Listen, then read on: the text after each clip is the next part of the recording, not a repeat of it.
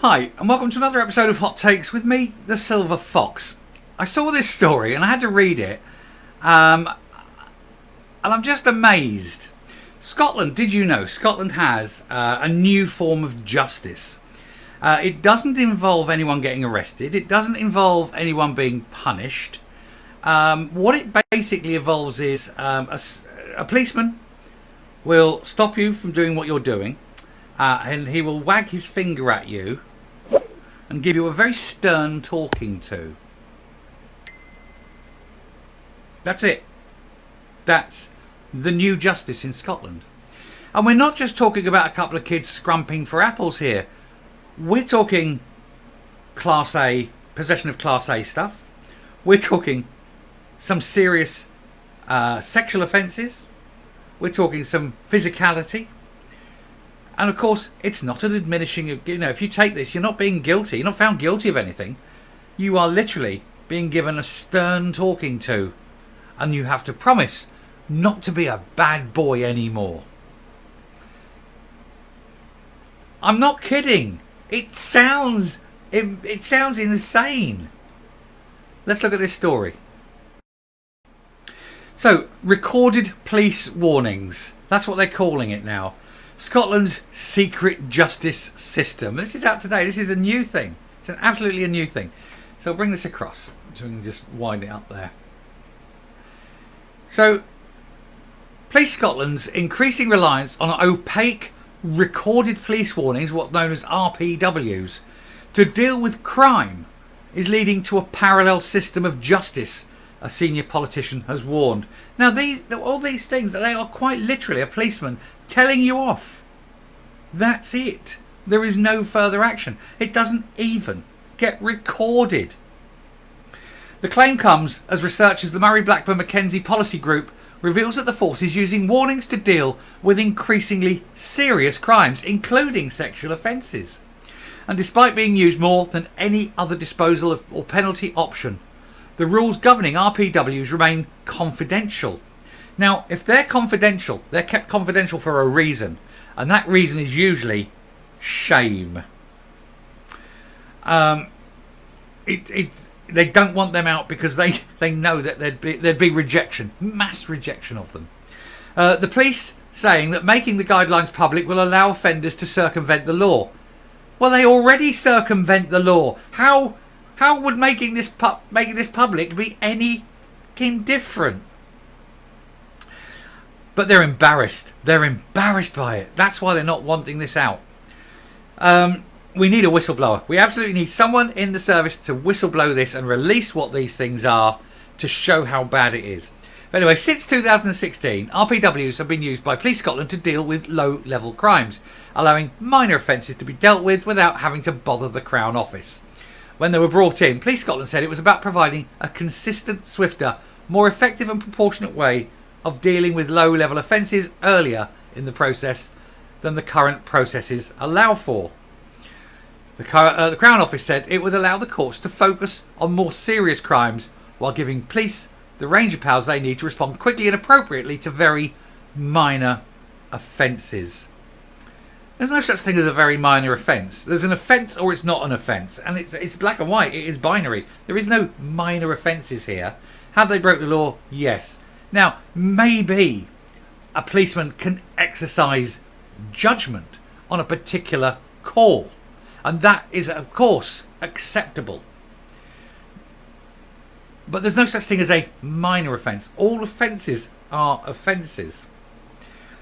The Crown Office said it would allow courts to focus on more serious crimes while giving police the range of powers needed. Done that bit. The scheme was then widened to include possession of Class A substances, which was welcomed by campaigners as part of a wider public health approach. Class A's now. We're talking the serious hard stuff, and now they don't even get counted. They're effectively legalising Class A's. Now, I have another story about that, which I'll either get to today or it'll probably be tomorrow.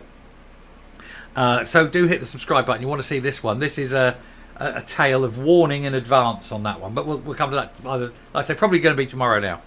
Anyway, accepting an RPW is not an admission of guilt, and the warning is not recorded as a conviction, though details are held for 2 years and can be taken into account if the person has any future dealings with the police. But it's nothing guilty. You're not guilty. You're not recorded there. And it's not a conviction or anything. It's just a little note on your file which evaporates after 2 years. Any incident resulting in an RPW was recorded as cleared up. However, Police Scotland's use of RPWs has come under scrutiny in recent weeks after a woman was assaulted during a rally in Aberdeen. Now, if you remember this was a mentally ill man who likes to pretend he's a woman, a pretendy Wendy, who physically beat a woman in full view of the police. And the policeman failed to arrest him for actual bodily harm and assault. The woman had a cut on her face, so it's actual bodily harm, and he hit her. That's the assault. In full view of the policeman. And he did nothing. But if that woman had said something bad about the pretendy Wendy, she would have been arrested for a hate crime. The police are a joke. Anyway, Julie Marshall said this is the case now. Julie Marshall said she was punched in the arm and head at a rally organised by Women Don't Wish in the city's Duthie Park. And I did do the video on this. The man responsible received only an RPW for beating a woman in full view of the police. Police defended the decision, saying they were acting in line with the Lord Advocate's guidelines. So the Lord Advocate is saying it is perfectly acceptable for a man to beat a woman in public. Is that what the Lord Advocate is saying? Because I'm pretty sure that's not what the Lord Advocate is saying. Ruddy Dunlop KC of the Dean of Faculty of Advocates tweeted that he could not believe there are guidelines to say that it's okay to punch a woman or it's okay if the assailant is demonstrating. Because of course it isn't. It definitely isn't. The Herald and Sunday's attempt to obtain the guidelines by requesting them through Freedom of Information was rejected, with the service saying publishing would mean providing a means of offenders to circumvent the law by restricting their offending to conduct which falls short of a prosecution threshold, or, for example, a threshold which determines the prosecution forum. They're offended by this. You know, justice should not just be done, it should be seen to be done. What happened to this openness, this transparency? Laws are members of statute. You can go and inspect every law. Every single law is out there. Everything should be open and free. And if they are covering up and hiding, and you've got a police force hiding rules and regulations, then they're hiding it for a reason. And they are ashamed of that reason. This should not be allowed to stand. That should be published. To do anything else is to have a secret police force. Of course, that's entirely what you've got in Scotland. In 2020-2021, there were 21,000 RPWs issued, around 4 times more than the number of antisocial behaviour fixed penalty notices. Police Scotland is keen to increase their use because they can't be bothered to actually do the paperwork for real crimes. Like, for example, standing in the street and having a man punch a woman in the face. Apparently that's acceptable now, and we now know that that is the threshold. I can punch a woman in the face and I expect to only get an RPW if I was in Scotland. You've just handed wife beaters carte blanche to do this.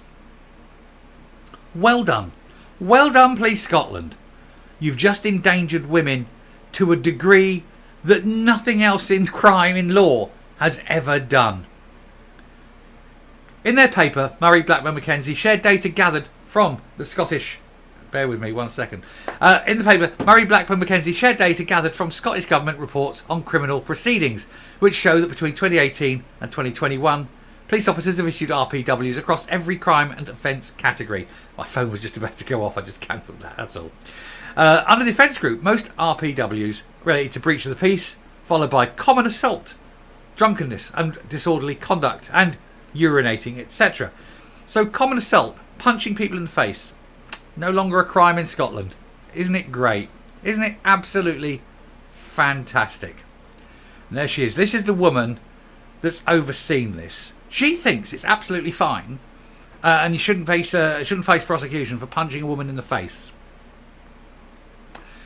Oh, I bet you can't read what's going through my mind right now. I'll stop and come up.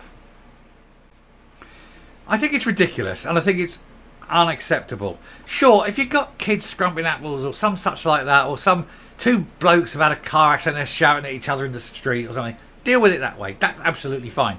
But when you're talking sexual or physical crime, it's not acceptable. It must result in an arrest and a charge. It's no wonder the law in Scotland is seen as being weak and failing. And we've already done it. That's even when the police can be bothered to do their job, when they're actually bothered to arrest people.